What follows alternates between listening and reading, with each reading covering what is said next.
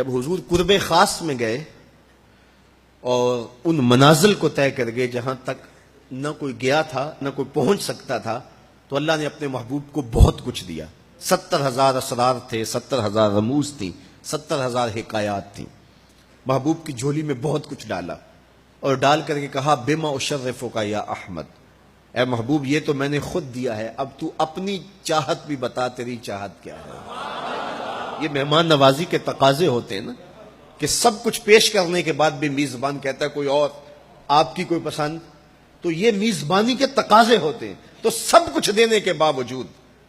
جھولی میں ہر چیز ڈال دینے کے بعد کہا بما اشرفک یا احمد، پیارے بتائیے آپ کو کیا دیا جائے۔ اب پھر حضور کی ڈیمانڈ دیکھیے، حضور نے مانگا کیا۔ کسی شخص کو دیکھنا ہو کہ وہ کہاں کھڑا ہے، اس کو آپ اختیار دے دیجئے گا، پھر پتہ چل جائے گا وہ کتنے پانی میں ہے۔ آپ مجھ سے پوچھتے ہیں کہ مانگیے کیا مانگتے ہو، تو میں کہوں مجھے پانی دو تو آپ سمجھیں گے پیاسا ہے،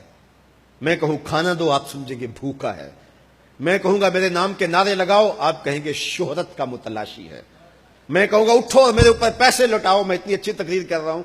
تو آپ کہیں گے یہ تو بیچارہ غربت کا مارا ہوا ہے، اس کے اندر کی ابھی بھوک گئی نہیں ہے۔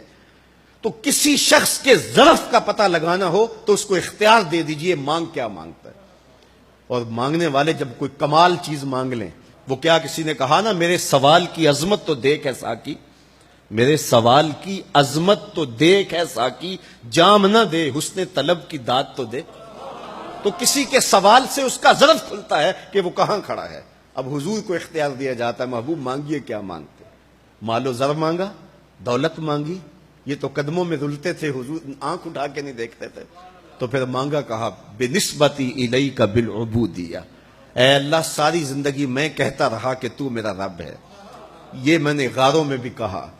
یہ میں نے پہاڑوں پہ بھی کہا، طائف کے بازاروں میں بھی کہا، مکے کی گلیوں میں بھی کہا، برستے پتھروں کے سائے میں بھی کہا، میرے سر انور پہ اوجری ڈالی جاتی رہی، میں نے سر نہیں اٹھایا اور کہا کہ تو میرا رب ہے، ساری زندگی میں نے کہا کہ تو میرا رب ہے، آج تو بھی تو کہہ دے کہ تو میرا بندہ ہے،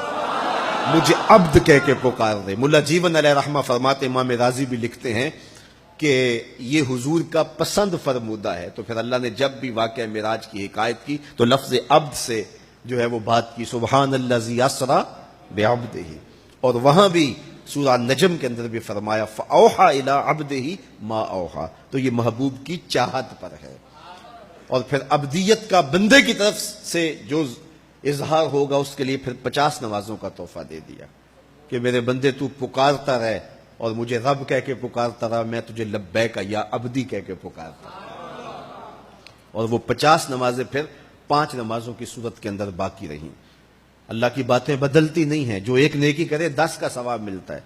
پڑھو گے 5 ثواب 50 کا ہی ملے گا، اس لیے کہ اس کی باتیں تبدیل نہیں ہوتی۔ اور یہ تحفہ ہے۔ حضرت موسیٰ نے تو عرض کیا تھا کہ ایک بار اور جائیے، لیکن میرے حضور نے کہا تھا مجھے اپنے رب سے حیا آتی ہے۔ عادت باری یہ تھی نا، ہر بار 5 نمازیں معاف ہوتی تھی، اب بھی جاتے تو 5 نمازیں معاف ہو جاتی، لیکن کہا کہ مجھے اپنے رب سے حیا آتی ہے۔ اب امت کو کیا حیا نہیں کرنی چاہیے کہ 5 نمازیں امت کے لیے رہ گئی، ثواب 50 کا ہی ملے گا، اور معراج کا خاص تحفہ لے کر آئے اور کہا کہ صلاۃ و معراج المومنین، یہ مومن کا معراج ہے، میں تو سر عرش پہنچا ہوں لیکن تمہارا معراج کیا ہے، تم سجدے میں سر جھکاؤ، دیکھنا تمہارا مالک تمہیں کتنا قرب دیتا ہے۔ جب کوئی شخص سجدہ ریز ہوتا ہے اس پہ اتنی رحمتیں اترتی ہیں، اگر اسے پتہ چل جائے کہ یہ رحمتیں نازل ہو رہی ہیں وہ سجدے سے ساری نہ اٹھائے۔